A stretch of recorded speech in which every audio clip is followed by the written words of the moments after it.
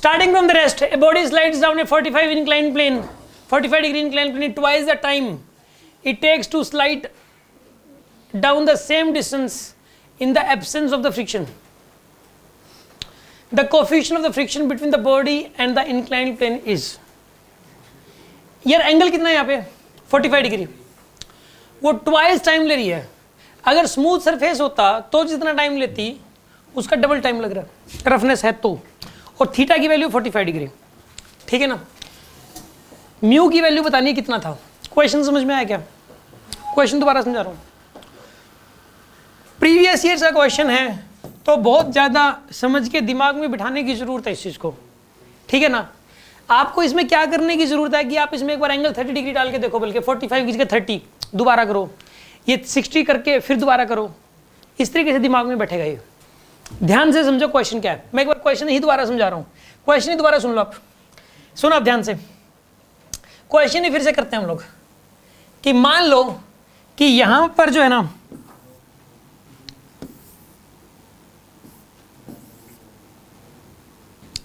ये angle theta है,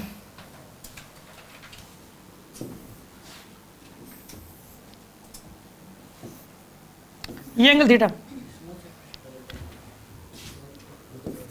यहां पर म्यू है, यहां पर क्या है सरफेस है ये वाला, ये स्मूथ सरफेस है, ठीक है. और यहां पे रफनेस क्या बताइए, म्यू की रफनेस है यहां पे. आगे बात समझ में आपको.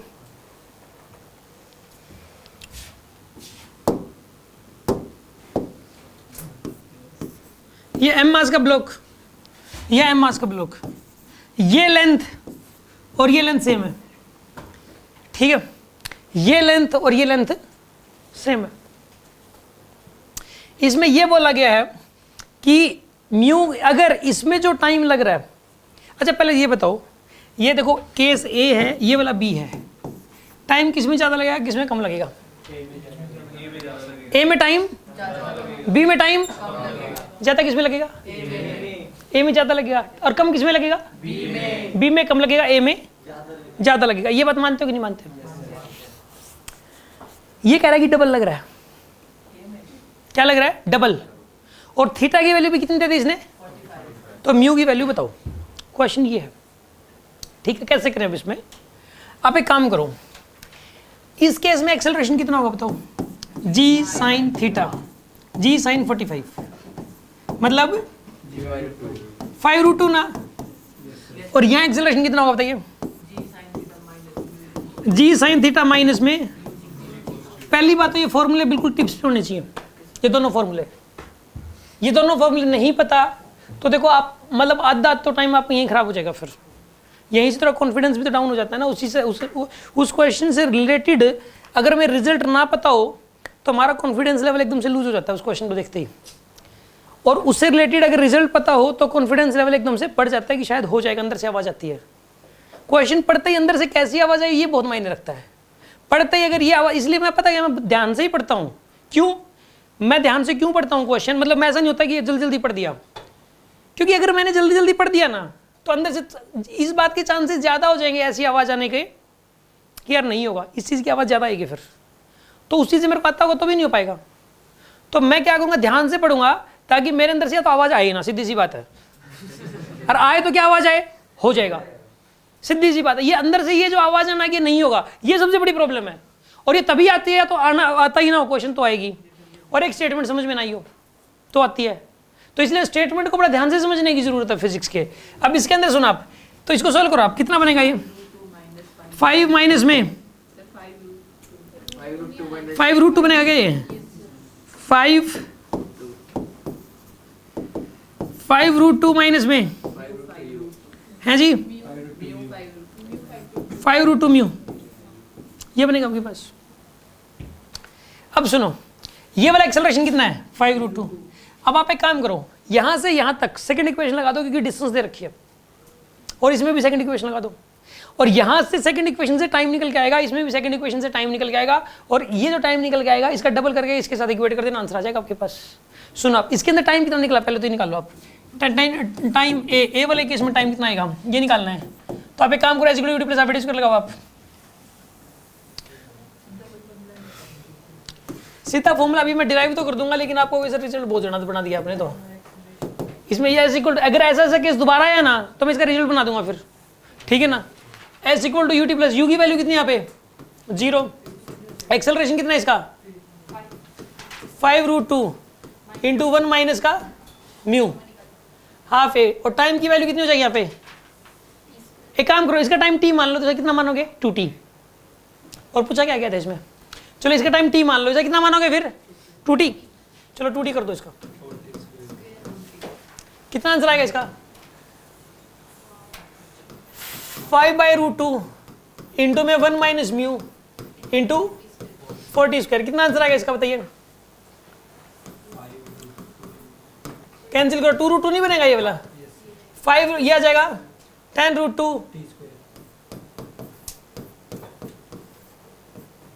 1 माइनस म्यू इंटू t², ये आएगा आपके पास पहला डिस्टेंस ट्रेवल आ गया एस की जगह पुट कर दो।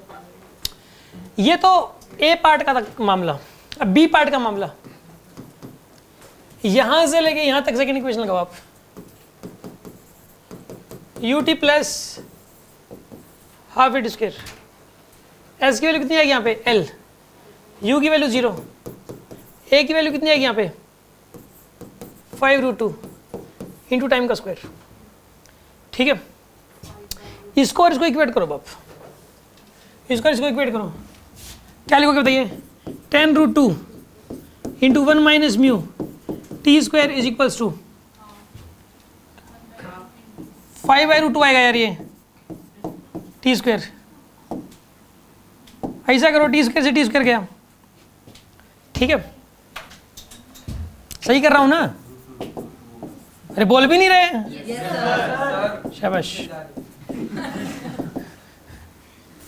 5/20 यानी कि 1/4, अब बताओ 1 माइनस म्यू की वैल्यू कितनी आएगी यहाँ पे, म्यू की वैल्यू कितनी आएगी 3/4, म्यू की वैल्यू 3/4, 3/4 कितना होता है 0.75,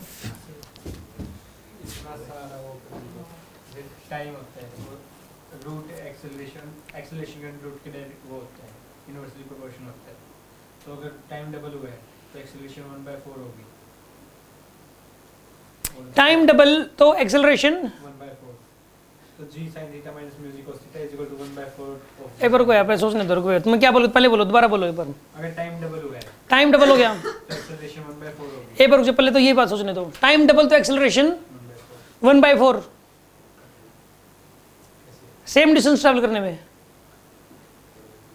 रुको टाइम डबल और डिस्टेंस क्योंकि हाफ a² होता है, ये तो 0 ही हो गया, ये l है, टाइम डबल तो ये दोनों बराबर हो जाएंगे जब एक्सेलरेशन 1/4 हो जाए, बिल्कुल सही बात है, ठीक है। g sin theta minus mu cos theta जो था ये वाली वैल्यू इस वाले एक्सेलरेशन का इसका मतलब 1/4 है, जो इतना करने थीटा 1/4 बात तो सही है भाई, ठीक है, ऐसा भी कर सकते हो आप, मैं आपको बता देता हूँ, ये वाली बात है, ये कैसे दिमाग में आएगी, ये बात दिमाग में कैसे आएगी, सुनो आप ध्यान से, क्या है इसने बताया क्या, और वो ये दिमाग में आया कैसे, सर ठीक है ये तो इसने सोच लिया यहाँ पे, अब हमें कैसे पता लगेगा कब क्या सोचना है, मैं बताता हूँ।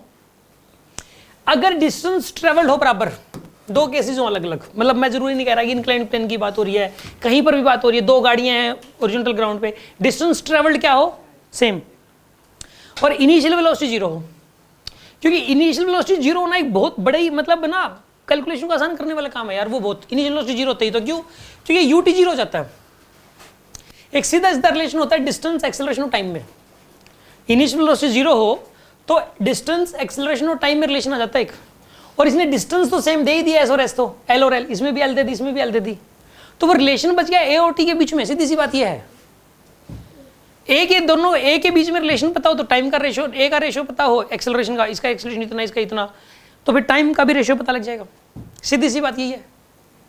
बस ये वाली जो बात है ये माइंड में आ गई तो आ गई, नहीं आई तो नहीं आई, जैसे अब मेरे नहीं आई थी माइंड में, समझाने पे ही थोड़ी मुश्किल से समझ में आ रही थी, तो कैसे माइंड में कैसे आ जाएगी, तो कहने का मतलब वो तो यार हो सकता है कि भाई इसी के ना माइंड में आए पेपर में, इसने अभी बताई और पेपर में इसी के दिमाग में नहीं आएगी, ऐसा हो सकता है। और ये बात सुन के कोई भी ऐसा वैसा मतलब जो है ना वो लगा देगा ये कॉन्सेप्ट, ऐसा भी हो जाता है पेपर में, क्योंकि पेपर में कब किसी से क्या होता है कुछ नहीं पता होता। आप सुनो, आप ये क्वेश्चन कैसे करें, आसान तरीके से कैसे करें, सुनो आप ध्यान से देखिए, आसान तरीके से कैसे करेंगे इस क्वेश्चन को।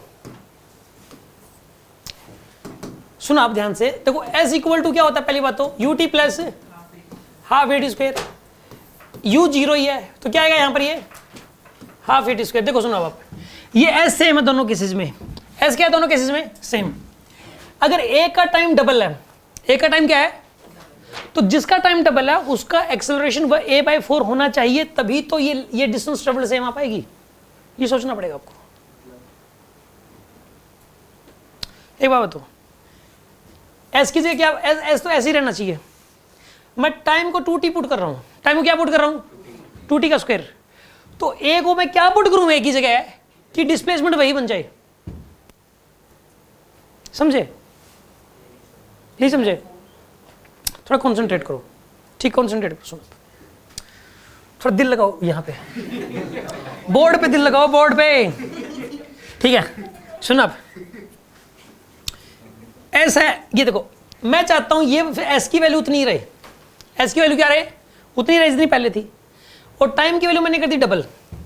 टी की जगह मैं क्या लिख रहा हूं यहाँ पे, और टाइम की जगह क्या लिख दिया मैंने,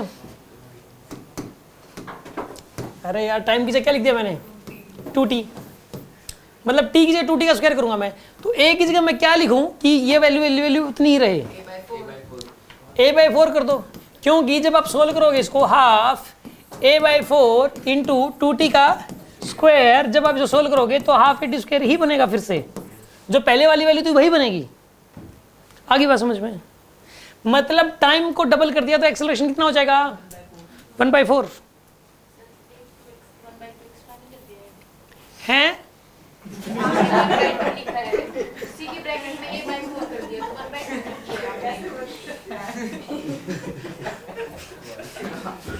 आप कैसे समझ नहीं आएगा, मैं दूसरे तरीके से समझाता हूँ, सुनो आप। मतलब मैंने गलत किया है कुछ, ये बताओ। नहीं यार 1/2 तो आएगा ही, 1/2 लेकर था दूसरे तरीके से। वही कह रहा हूँ ना,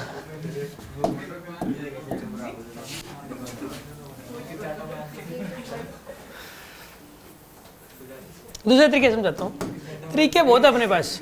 पहले केस ए में बताइए आप, सुनो पहले इस वाले केस में देखो, बी वाले केस में, बी वाले केस में बताइए एस की जगह एल, यू की जगह 0, हाफ, एक्सेलरेशन कितना है यहाँ पे ए, एक्सेलरेशन कितना है, और टाइम की वैल्यू क्या है टी स्क्वायर। ये तो किस केस में था, बी वाले केस में, ये पहली इक्वेशन। ए वाले केस में बताओ आप, एक काम करो, एक्सेलरेशन ए था और टाइम कितना था टी स्क्वायर। अब दूसरे वाले केस में लेंथ कितनी है एल, सेम है, यू कितना है 0,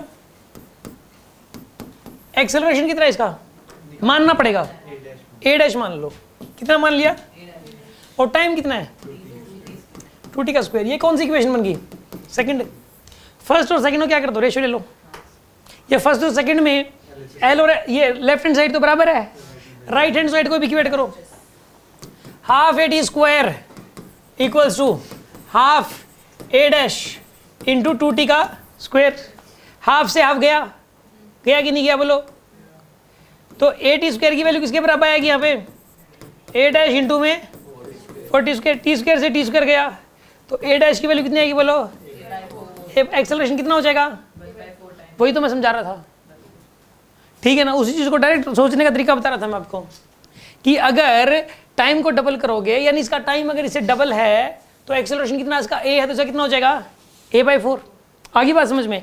अब हमें इसका एक्सेलरेशन पता है g sin थीटा, और इसका एक्सेलरेशन पता है हमें g sin theta minus mu g cos theta, मतलब ये वाला एक्सेलरेशन इस वाले एक्सेलरेशन का 1/4 है, इसका निकाल लो, उसको 1/4 करके, मतलब उसका ना 1/4 करके इसे इक्वेट कर दो, बस आंसर आ जाएगा आपके पास।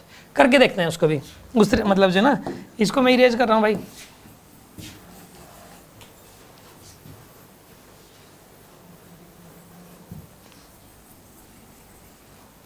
सुन लो। इसका एक्सेलरेशन कितना है बताइए, जी साइन थीटा माइनस में म्यू जी कोस थीटा, जो ये वाली वैल्यू है ये किसका, जी साइन थीटा का क्या है ये 1/4 इसके बराबर है। अब यहां पर थीटा की वैल्यू पुट कर दो आप, देखो जी से जी गया हर जगह, गया कि नहीं गया बताओ। साइन 45 कितना होता है 1/√2 माइनस में mu into 1 is equals to, ये कितना हो जाएगा 1/√2 into 1/4 √2 1 minus mu equal to 1/4 mu equals to 1 minus 1/4 कितना बचा? वही आंसर आ गया। फिर से बात समझ में आई कि नहीं आई? कोई शक?